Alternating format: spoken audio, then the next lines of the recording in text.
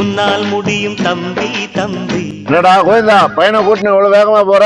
இவனை கார்மெட்ல 3 வருஷம் படிக்க வச்சான். இவனுக்கு ஒரு மண்ணாங்கட்டி தெரிய மாட்டேங்குது.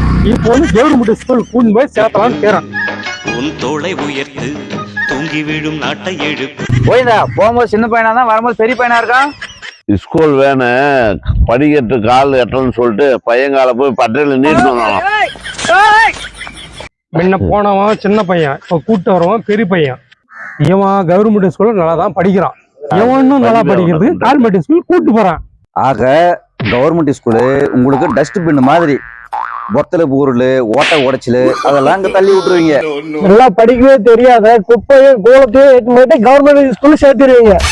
ஏண்டா டேய், கவர்மெண்ட் ஸ்கூல்ல நல்லா படிக்கிற பையனை கூட்டின்னு போய் தனியார் ஸ்கூல் சேர்த்தலான்னு போற? நல்லா இருக்குதான் உங்க நியாயம்.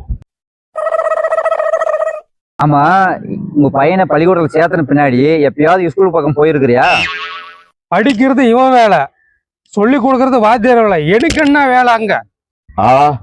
கோழி முட்டைக்கு வெள்ளை பெயிண்ட் அடிக்கணுமா? போறியா? ஆடி மாசம் விதை விதைச்சாதான் தை மாசம் அறுவடை தூக்கின்னு அறுவடைக்கு போக முடியும். ஆடி மாசம் பொண்டாட்டியை கட்டி பிடிச்சிட்டு தை மாசம் அறுவடை போனா புல்லு பூண்டுதான் இருக்கும். அரசு பள்ளியோ தனியார் பள்ளியோ எங்க படிச்சாலும் சரி, மாசத்துக்கு ஒரு முறை பிடிஏ மீட்டிங்ல போய் கலந்துக்கணும். அதே மாதிரி பையன் படிக்கிறானா இல்லையான்னு அப்பா அம்மா போயிட்டு அந்த ஆசிரியர்கிட்ட கேட்கணும்.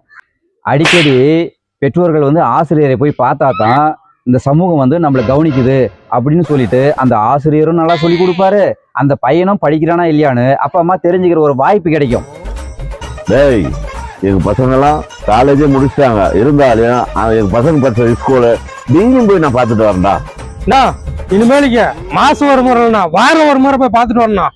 உன்ன மாதிரி ஒரு 4 பேர் இருந்தாக்கல கவர்மெண்ட் ஸ்கூல்ல எங்கேயோ போயிருமாப்பா. ஆமா, டெய்லியுமே போய் பாக்குறியாப்பா நீ?